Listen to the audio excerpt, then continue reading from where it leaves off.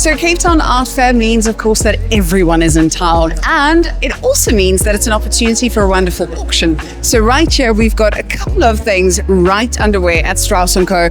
Portway to Cohen, an amazing collection here, and then Hair Matters on the other side. So I'm very curious to speak to Wilhelm, who's one of the art specialists at Strauss Co., and then also to speak to Kirstie and find out what she makes of the exhibition Hair Matters.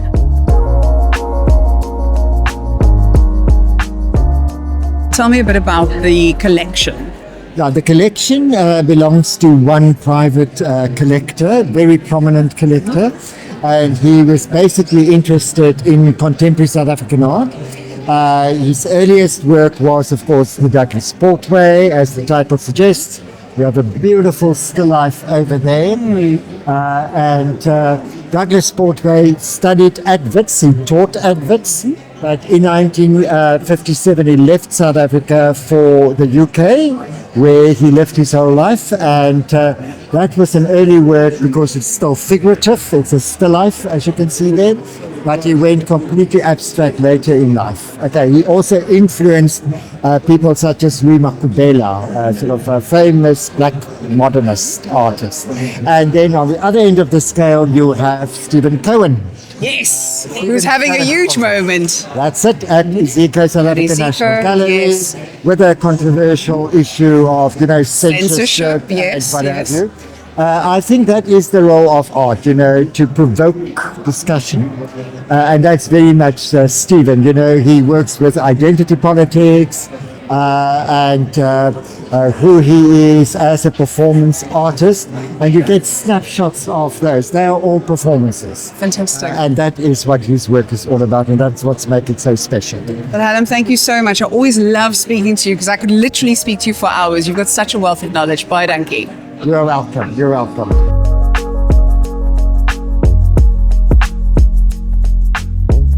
Kirstie, I think this is probably one of the most interesting exhibitions I've seen here at Strauss. Tell me a bit more about the curatorial concept behind Hair Matters. So Hair Matters was started by Georgina Jaffe, who's a South African collector, and she's been assembling this collection of over 40 artworks for nearly over a decade now. And for this auction specifically, she's selected 41 works, so we have 41 lots on auction. And it's a Pan-African auction. It's truly a Pan-African auction. We have internationally acclaimed artists, South African artists such as Wilhelm, Tracey Rose, spanning to American artists like Willis Thomas, Dominique Sinkepe, Ifeoma Anyaeji, and then local artists such as Imran Christian. So she's assembled this collection through sustained engagement with artist galleries, artist studios, and international art fairs. Amazing. And I think Hank, is he not in town at the moment? At the moment, he is in town. He has an exhibition on at Goodman Gallery alongside Guy Simpson. Yes. And I think he'll also be on at the art fair.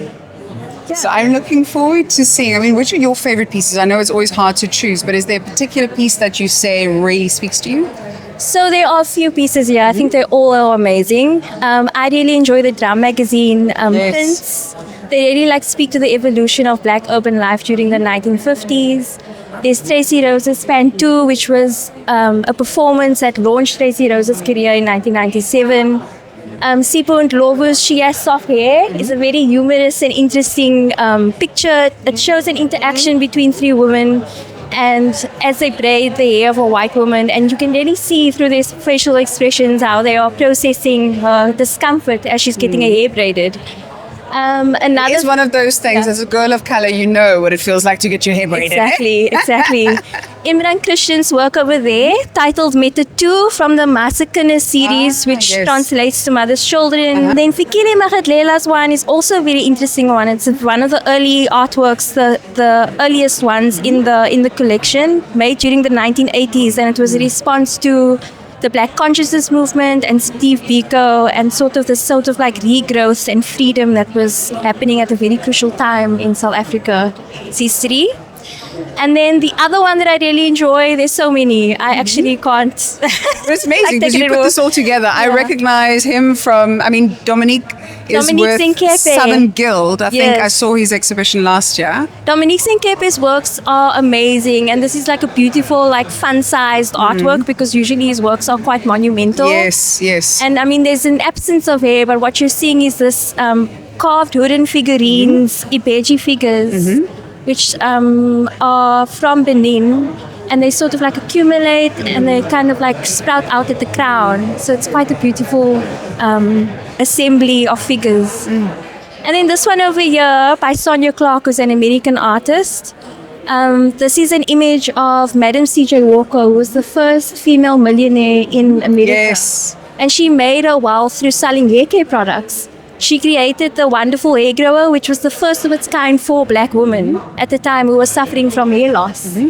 And there's a beautiful quote where she speaks about having promoted herself to the business of hair. She came from the kitchen. She was a domestic worker. She had her first child at a very young age.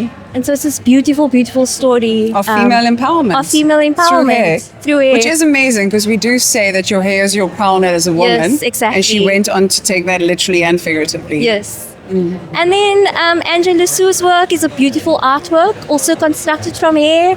It was made during or as a response to the pro-democratic movements in Hong Kong. And then over here, this is Adebunmi Gbadebo's work. It's from the True Blue series. And another work of this is another example from this series, also in the Smithsonian Museum's collection. And what you're seeing basically here is the sort of abstract compositions constructed from hair and cotton. Oh, wow, yeah. And the story is that her family worked as slaves at the True Blue plantation, and when she went there, she visited this plantation and it was transformed into a golf course. And so it really kind of speaks to hair that has been transformed into commodity and into industry, and speaking back to like a history, this history of enslavement and emancipation. And you'll see like names like True Blue Plantation and then golf scores and names of slaves. So it's very, very, very interesting story around liberation and things like that. Fantastic. Yeah. Kirstie, this is, I mean, what an exhibition you've put together here. This is really incredible. I recognize this artist, of course. Isioma Nyaeji, it's very beautiful work. So she created this concept called plasto art. And this whole installation, this is where hair kind of transformed into sculptural installation. And this was made out of plastic bags, and you'll see this sort of like composition, like colors and lines, all kind of being twined together. And then this chair, which speaks to the absence of the black body. But what's so interesting about this chair is that you can actually sit on it and do your hair. Like there's this whole thing about like the vanity mirror. Yes. And again, how hair, like plastic bags that are discarded and undervalued, and speaking to black bodies that are undervalued, and kind of finding value in like doing this sort of style. It's called threading. It's a method called threading that she's using when she makes these these plastic installations. Sculptures of sort.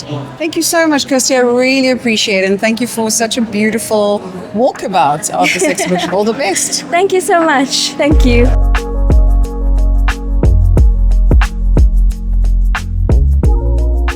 Kirstie Pietersen is a researcher and cataloger here at Strauss Co. And I really think it is so impactful the way she's really researched this topic. Hair matters. As a woman of color, we know how much hair matters. So this really is an exhibition worth seeing.